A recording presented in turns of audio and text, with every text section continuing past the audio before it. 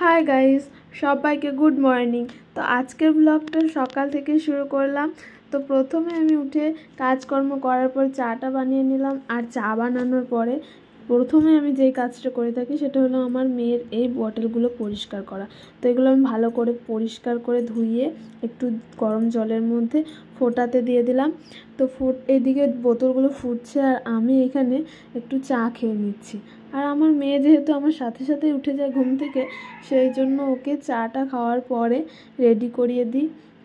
আর আমার মেয়ের জন্য আমি হিমালয়ের এই প্রোডাক্টগুলোই ব্যবহার করি। তোমরা তো জানো, আমার আগের ভিডিওতে হয়তো দেখেছো।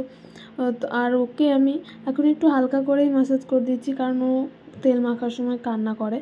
আর ওর জন্য আমি প্রথম থেকেই ওর মাথায় আমি সর্ষের তেল ইউজ করি। এটা আমাদের ঘরে সর্ষে পেশাই করা, মানে খাঁটি সর্ষের তেল। তারপরে ওকে একটা পাতলা জামা পরিয়ে দিলাম, যেহেতু এখন প্রচণ্ড গরম। আর এই তেল মাখার পরে ও একটু শুয়ে গিয়েছিল। তো ঘুম থেকে প্রায় 9:30 10টার সময় উঠেছিল। তো তখন আমি ওকে এই খাবারটা খাইয়ে দিলাম। এটা হচ্ছে আপেল সেদ্ধ। আর ও খাওয়ার সময় যে আমাকে কি পরিমাণ যুদ্ধ করতে হয় সেটা আমিই জানি।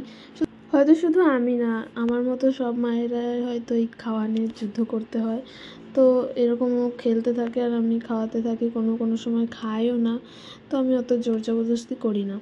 তারপরে আমি চলে এলাম রান্নাঘরে। আর আজকে হবে ফ্রাইড রাইস, এর জন্য কেটে নিয়েছিলাম সবজিগুলো। আর সবজি কাটার পরেই চলে এসেছিলাম টিফিনটা নিয়ে।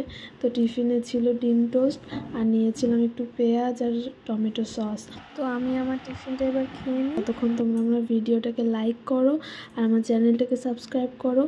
তো এখনকার মতো টাটা।